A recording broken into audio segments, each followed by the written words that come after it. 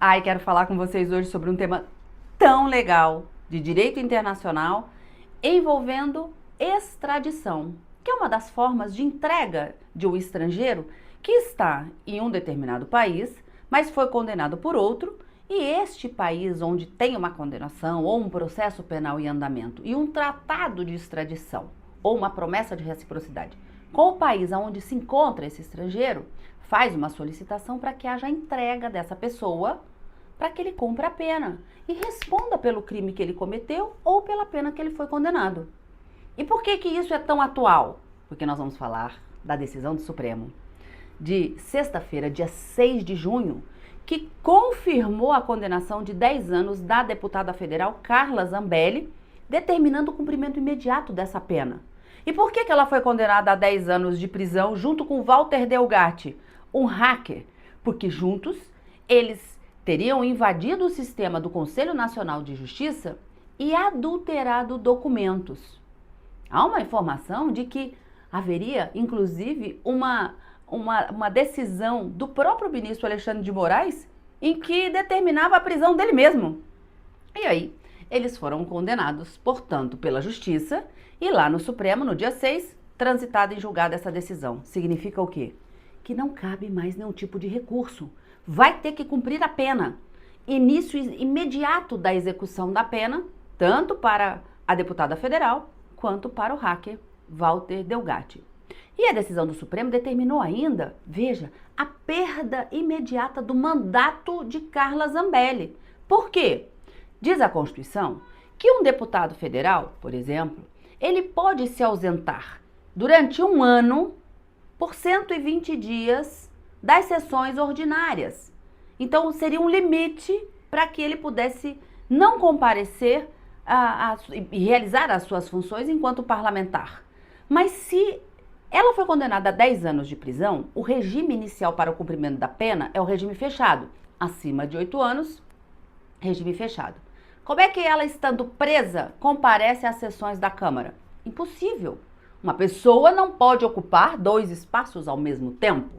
E, portanto, a perda do mandato é uma consequência lógica desta condenação, nesse caso, em razão da impossibilidade de comparecimento. Muito bem. Carla Zambelli, sabendo que a batata dela estava assando, que ela já havia sido condenada e que poderia perder o mandato, ela foge, diz que vai fugir para a Itália porque tinha dupla cidadania, acreditando que ser cidadã italiana, ela estaria blindada e não seria entregue pela Itália para cumprir a pena aqui no Brasil. Esse é o princípio da extradição. Mas será mesmo que ela tem toda essa chance de não ser entregue pelo governo da Itália? Eu vou trazer alguns exemplos aqui para vocês, mas vamos entender um pouquinho mais sobre essa extradição. Um processo de extradição é um processo de cooperação jurídica internacional entre 2 países que combinam entre si de que um vai entregar a pessoa que o outro solicita quando houver aqueles requisitos, o cumprimento daqueles requisitos previstos, tanto no tratado internacional ou, na ausência de um tratado internacional, uma promessa de reciprocidade assinada entre esses 2 países, e deve cumprir, no caso aqui do Brasil, requisitos que são estabelecidos pela Constituição, pela Lei de Imigração e pelo regimento interno do Supremo. Sabe por quê? Aqui no Brasil, quem diz isso é a Constituição e não sou eu, um processo de extradição só caminha lá no Supremo Tribunal Federal, competência originária da Suprema Corte para decidir se o Brasil pode ou não entregar essa pessoa para cumprir essa pena lá no outro país, país solicitante, ou para responder ao processo criminal lá naquele país. Porque sim, só falamos em extradição quando está envolvido um crime em que já haja uma condenação ou haja uma suspeita, uma investigação, um processo criminal em andamento, e tem que passar por um devido processo legal no Poder Judiciário, porque um dos bens maiores da vida de uma pessoa está sendo colocado em xeque, que é o quê? A sua liberdade de ir e vir. Um processo penal não pode trazer uma restrição a essa liberdade? A pessoa não pode vir a ser presa em razão de um crime? Muito bem, então tem que passar pelo devido processo legal, aqui no Brasil, a análise da Suprema Corte. Carla Zambelli, então, tendo dupla cidadania, acreditando na impunidade e não na imunidade, diz que vai fugir para a Itália e que vai se ver livre da execução da pena. Na sexta-feira, o Supremo confirma a decisão, diz, olha, os embargos de declaração que ela havia apresentado são meramente protelatórios, só quer ficar aqui enrolando, né, para poder mudar essa condição dela de condenada, mas o Supremo não colou. Veja, os argumentos da defesa não impactaram a ponto de mudar a decisão do próprio Supremo, que é o juiz natural para julgar deputados federais, senadores, algumas autoridades, e acabou confirmando a sentença, a decisão de condenação de Carla Zambelli, determinando o trânsito em julgado, execução imediata da pena, perda do mandato. Muito bem. Mas aqui no Brasil, veja, com toda essa legislação envolvendo requisitos para que essa extradição seja analisada, ela fugiu e ainda assim acredita que pode estar livre de ser entregue para a execução da pena. Mas, olha só, nem sempre é assim. E nós temos pelo menos 2 casos emblemáticos para trazer para vocês para dizer que Carla Zambelli pode estar equivocada. Olha, o primeiro deles, Salvatore Cacciola. Salvatore Cacciola, ele foi condenado aqui no Brasil em 2000 e... Deixa eu ver as minhas anotações. Ele foi condenado no ano de 2000, quando ele foge para a Itália, porque ele também tinha cidadania italiana, dupla cidadania ou dupla nacionalidade. Ele já havia sido condenado aqui por gestão fraudulenta do Banco Marca, que ele comandava, e foi para a Itália depois que houve a condenação, justamente buscando não cumprir a pena. A Itália disse, não posso entregar o meu nacional. Assim como o Brasil também não entrega brasileiros natos. Somente os naturalizados, a depender do momento em que esse crime aconteceu e considerando vários outros requisitos. Mas Salvatore Cacciola então foge para a Itália e o Brasil pede a sua extradição e a Itália nega. Passado um tempo, eu acho que ele esqueceu que havia um pedido junto à Interpol feito pelo Brasil para que houvesse a captura de Salvatore Cacciola para entrega no Brasil, e ele vai passear em Mônaco, no Principado de Mônaco, que está dentro do território da França.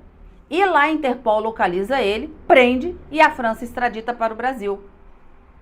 Veja, será que ele esqueceu que ele estava sendo procurado e que ele tinha uma condenação no Brasil? O fato é que ele voltou para o Brasil e cumpriu parte da sua pena.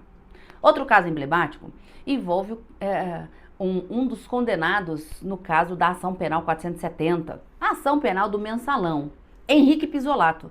Ele era ex-diretor do Banco do Brasil e que também, veja, ele era ex-diretor do Banco do Brasil e foi condenado também no caso do mensalão.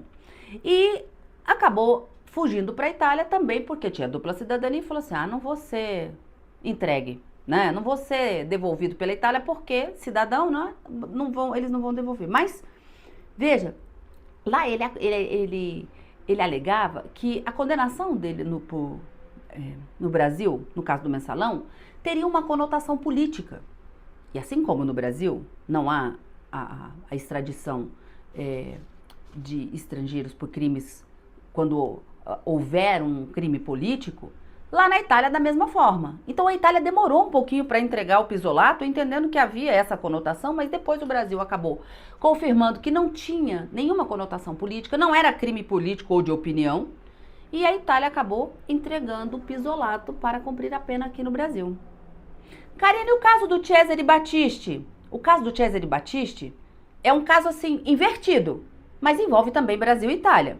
E veja, entre Brasil e Itália existe um tratado internacional bilateral de extradição. E sempre há uma grande polêmica quando existem essas pessoas, esses brasileiros com dupla nacionalidade, brasileira e italiana.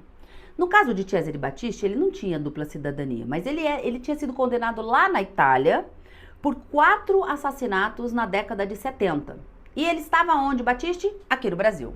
A Itália diz assim, Brasil, me entrega aqui o Cesare Battisti para que ele cumpra essa pena aqui. E aqui no Brasil, Cesare Battisti pediu, com base numa legislação que nós temos aqui, o refúgio alegando perseguição política lá na Itália também.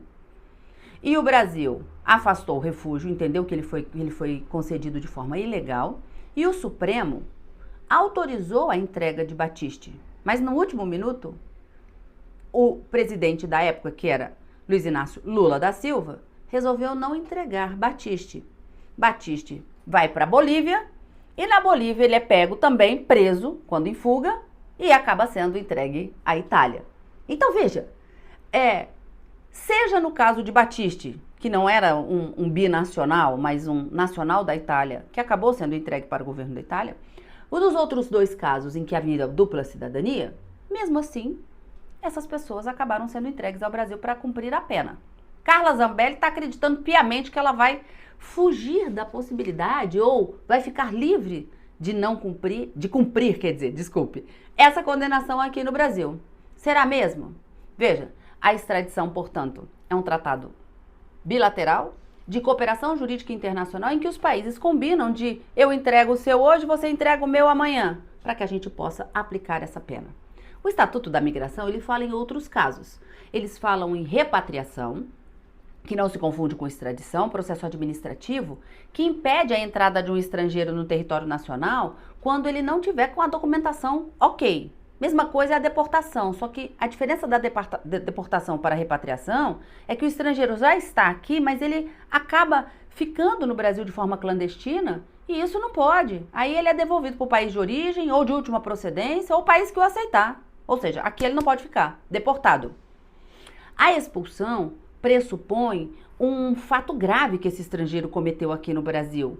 E aí também tem um processo administrativo e ele vai ser expulso. E no decreto de expulsão, quem é que faz isso é o presidente da República, diz que ele não pode voltar para o Brasil enquanto esse decreto não for revogado. Então há uma proibição de retorno para o Brasil. Na extradição, nós falamos de uma coisa mais grave. Estamos falando do cometimento de um crime, de uma pessoa que responde a um processo criminal. Será mesmo que Carla Zambelli vai ficar impune dessa condenação de 10 anos aqui no Brasil? Cenas do próximo capítulo. Até a próxima.